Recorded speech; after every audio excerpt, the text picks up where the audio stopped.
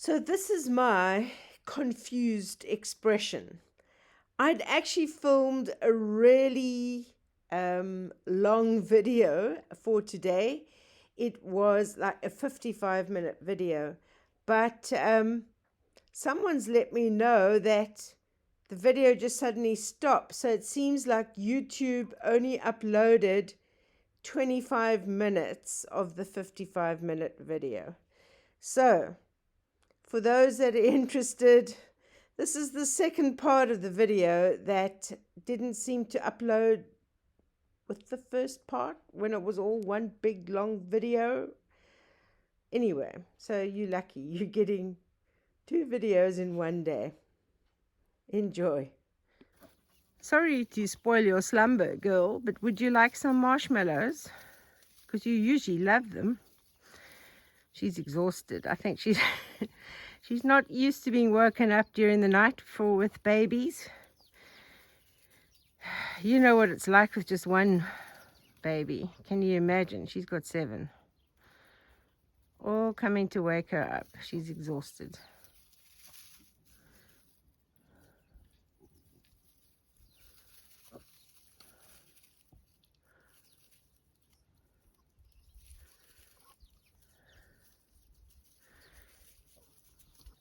Let me go in and hand feed her inside. Are you a princess, Cocoa Pop? You're not going to get up for these. You want me to come and hand feed you? Oh, you're so gentle. You see how gentle you took that one? Oh my goodness. Now we're not worrying about babies now. Now we just want another one. Okay, here we go. Yes, you love it. You love marshmallows. And what is this gate exploring over here? You guys are very active. They've all got full tummies, so, and it's nice and warm. It's actually turned into a beautiful day after all that wind during the night. Did you enjoy that, Cocoa Pop? She's eaten her marshmallows now. She's yawning, going to go back to sleep.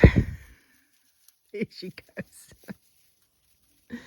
Back to sleep. I need to double check, but I think next week is relatively warm weather. I think it's going to get as high as an 18. Whoops, there goes the sheep charging past me again.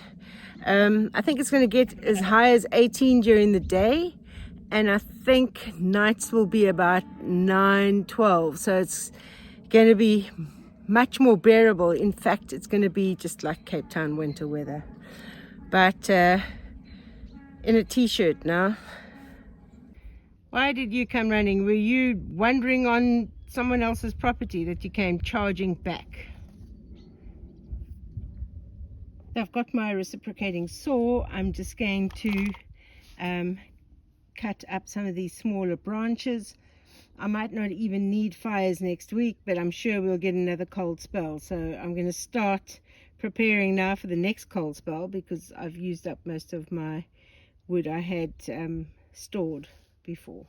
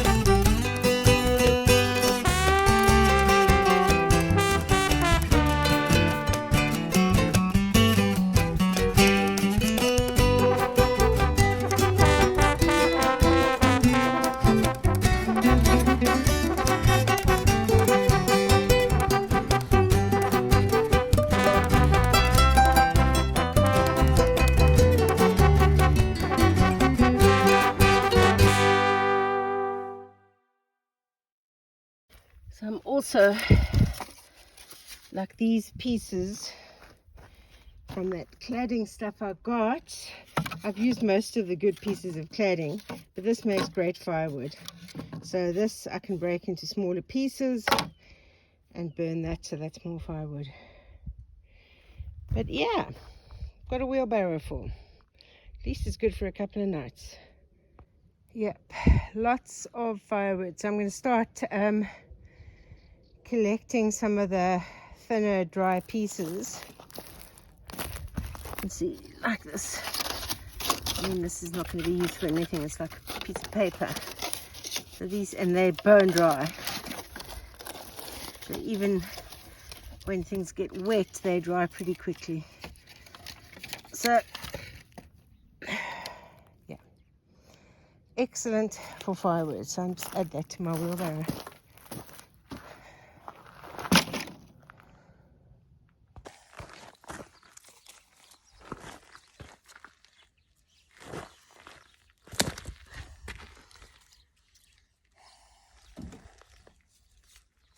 So my little vegetable garden structure seems to be holding firm for the time being. But have a look. Garlic that I planted is doing really well. Carrots, onions, beets, and those are the cabbages and lettuce down there. Really doing well, very pleased. This orchard always looks dead in winter, but come spring and then the leaves and shoots start coming out again. It's just the madroño tree over there that keeps its leaves in winter. The others just look like twigs stuck in the ground. Oh my earth. I thought I'd just come and check to see how my well is doing. With all this rain, I mean, it's actually overflowed. My well is fuller than full. That's awesome. I'm just going to check that other one over there too. That one's completely overgrown, but the others where we'd put sawdust in that still seem to be okay. This one I think I'm going to have to trim some of the, do a bit of pruning. It actually looks like oops, maybe too close, but it looks like it's starting to bud, this one. I can hear bees everywhere. But yeah, that's the madroño tree that's doing so well. My sock fence that I did, was it probably about 2 years ago? The socks are still going strong. I probably need to actually put sheep fencing up here now. So I'm just coming to pick up some fallen oranges over here for the pigs.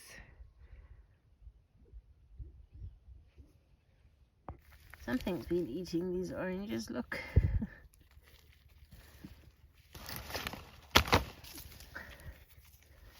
It's like all the inside has been eaten out.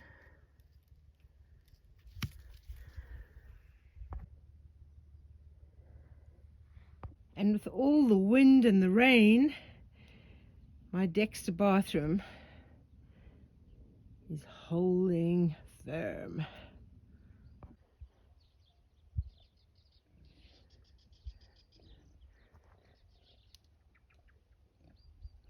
I think I'm definitely going to have to fix this at some point. What's it? What's it? You coming to say hello to me? Sweetie pie. Yes. You coming to say hello?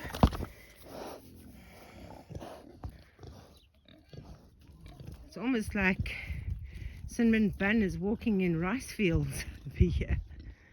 In a rice paddy. Yes. You coming to say hello, Eros? I don't know if Sweetie Pie is going to let you have a look in here. You all coming to say hello now? You all coming to say hello? Yes, Ross, you're a good boy, hey? And so is Chris. You're a good boy. Yes, Ross likes a bit of a scratch. Oh, yeah. Oh. You all want to scratch. I can't scratch all of you at the same time. Oh my goodness. Jealous much. All of you. Yes, Chris, I know you also like scratches. It's a firewood here. Oh my goodness, sweetie pie. You won't leave me alone. I'm just going for a walk, I promise. Right, let's go and see what's happening with this. This is the well where the house water, which is the tap, toilet, shower, and all the pig, well, not all, most of the pig drinking water comes from. At the top, they get it from the water mine, but it's only Jelly Bean getting that now. So I just want to have a look here. Wow. So this is the big rectangular well that I said I get all that water from, but it is also filled to the brim.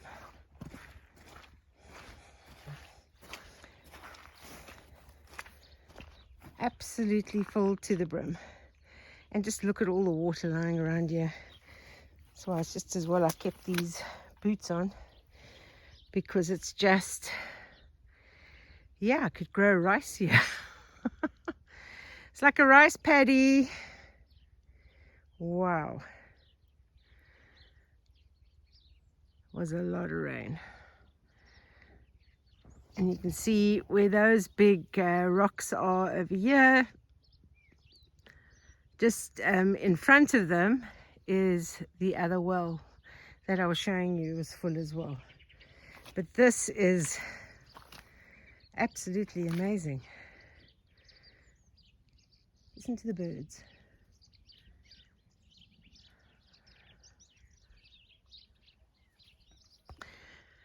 Oh my goodness, I'm being followed. I am being followed. Who all is coming here? Sweetie Pie followed me just now. There comes Maggie. She doesn't want to ever miss out on anything, I tell you something. That pig. Her. Yes, Apple Pie. What can you say? What are you saying to me? Oh, yes, saunters along Maggie. She's coming to check I'm not secretly giving anybody a treat and she's not getting it. Here, girl.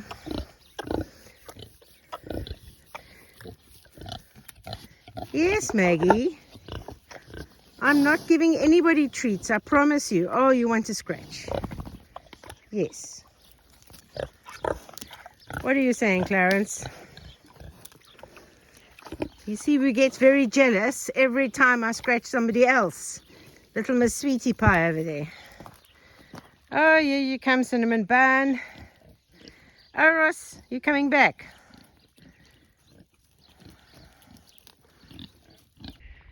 I have to say, I was like really worried about Ross's testicles.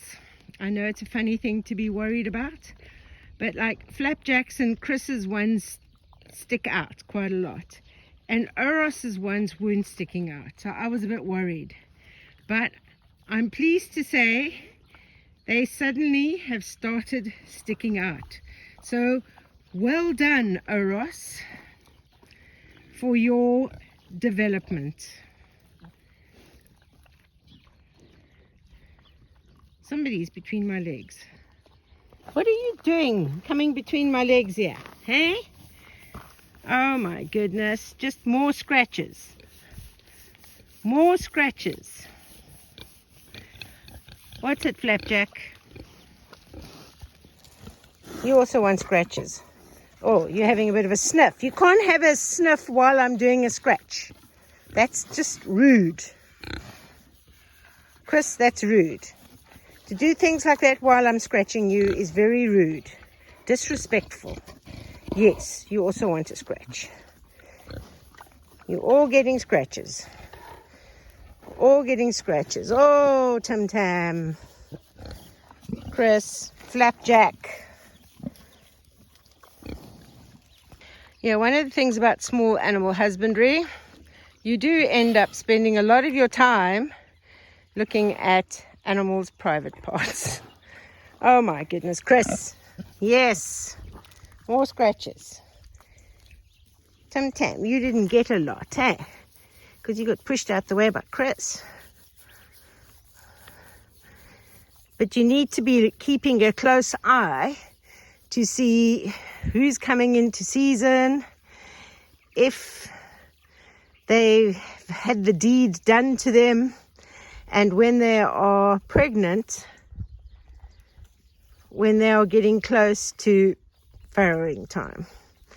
So that's why you have to keep an eye looking at all the parts of your animals.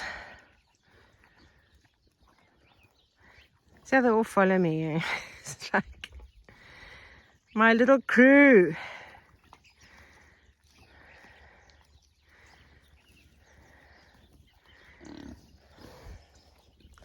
Okay, I'll scratch you some more. There we go. Let's bring out the brush again.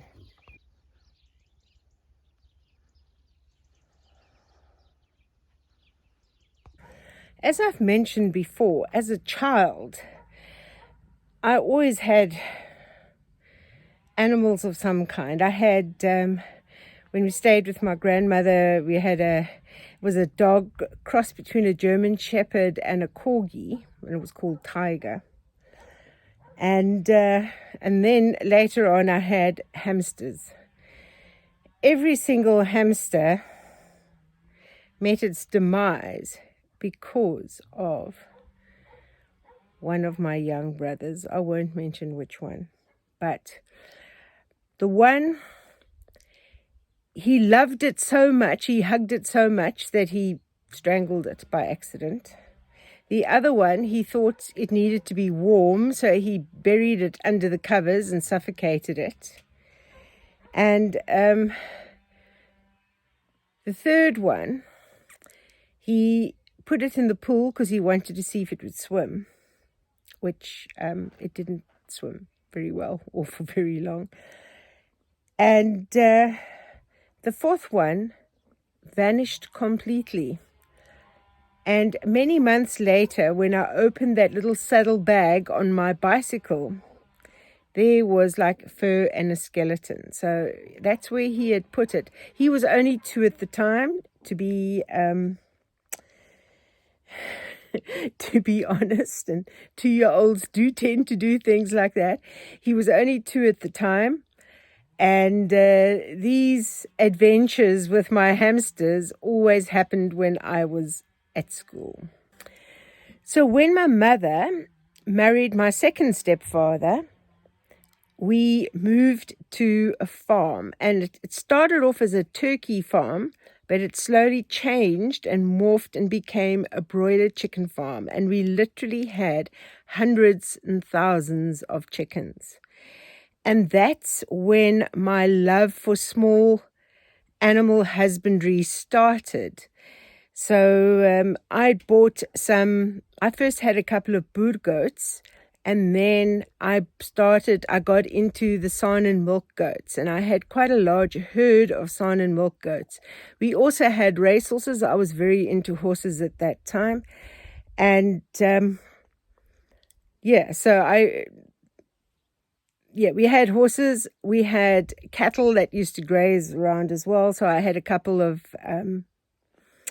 cows as well that I'd hand reared them as calves. So you'd buy them at the auction as a calf, and then you fatten them up, and then they go to market. But I had fattened them up and was using them as breeding animals. I've always been into breeding animals, excepting the hamsters. They never lasted long enough. And I have to tell you, I had goldfish, and he took my little fishing rod, the same brother, and he said he's caught us dinner. and there were all the dried out goldfish. He'd caught them with the fishing rod. But anyway, that's another story. I forgive him. I forgive you, brother. I won't mention your name. And yes, so I had this herd of Saanen milk goats, and my dream, first of all, I wanted to study to be a vet. And it was very difficult to get into veterinary college as a woman in those days, many centuries ago. And so my second choice, and then I started, my second choice became my first choice. And I wanted to go to this Elsenburg Agricultural College and study small animal husbandry. And this became like a driving force within me. But unfortunately, they didn't take women. It was for men only. And in those days, even the teachers' training colleges were separate. You had men's teacher training colleges, and then you had women's ones. We weren't in the same one. So I then got a job as a stud manager of a racehorse stud farm. So I worked with racehorses for a couple of years. You wouldn't say so looking at me, but I used to actually ride racehorses, and I could gallop like with the jockeys. Can you believe? Not me galloping, me sitting on the horse. The horse was galloping. I was just sitting on the horse. But yeah, so I then came off a horse at a flat out gallop. And I still remember I was on a horse called Crackerjack, and he was quite fast. He was like a 2-year-old that we'd been training. And there was another horse, I still remember his name to this day. His name was Yankee Cat. And he had just been gelded. And he was going, someone was riding Yankee Cat. I was on Crackerjack. And Yankee Cat, it was his first run after he'd been gelded. And in mid-flat-out gallop, Yankee Cat decided he was going to try and mount Crackerjack. Well, didn't go down very well with Crackerjack. He started bucking and going crazy while we're going flat out, I must tell you. And so I came off on the hard ground. Yeah, I didn't fracture my jaw, although it looked fractured. But I did fracture my wrist. And that was 6 months in plaster and a bone graft later, end of racehorses, or racehorse riding for me. So while my arm was in plaster and after I'd had surgery, that's when I decided, well, let me do something else. I still can't get into Elsenburg Agricultural College, and that's when I went to study to become a teacher. And in my third year, I did a 4-year teaching qualification. And in my third year, they opened Elsenburg College for men, isn't women. Can you believe it? Anyway, but it was too late. I was on the teaching path, and then I ended up staying in teaching in schools for 36 years. I'm still involved in education, but no longer affiliated with a school. So that's just a little bit of random background for those who might be interested, and why I have these pigs, these kuni pigs, and the Dorper sheep, and why I'm wanting to breed them and work with them. It's basically realizing my teenage dream. I'm just looking at this and I'm getting an idea, which might be scary, as Nick always says.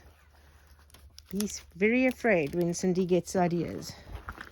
But I'm wondering if this would work as like a cordwood. So I'm still got this plank that is too short. But I don't know. How would I keep it up here? It's the right width. But how will I stop it from falling? Because it's heavy. But I'm thinking if I could somehow get this over here, and then I can fasten that plank to it, and this crazy idea might work.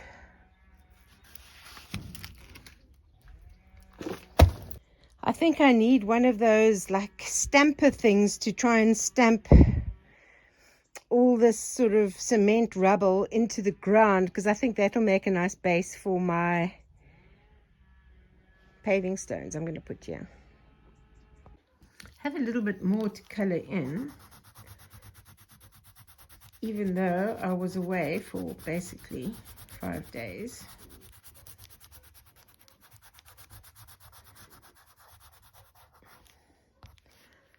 So I'm going to be, I've got about 2 weeks before I travel again, so that means I can really do another big push, a big push on my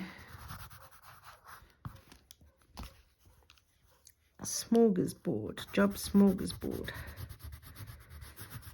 And then I'm very busy in February and March, so I don't know, I might have to do one that'll go for a few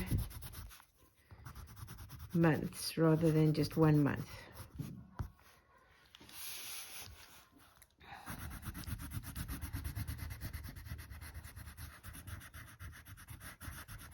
So this has definitely helped keep me so focused. And yeah, I'm not coloring in so well. Andrea complained I go over the lines, but it's okay. It makes it look artistic. Yep. Lots of things left to do. So no time for complacency.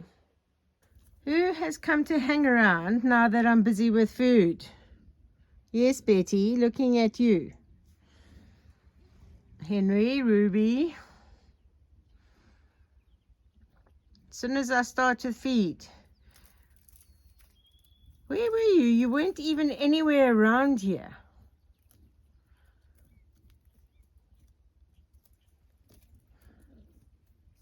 Just leave those fruit trees. I'm watching you.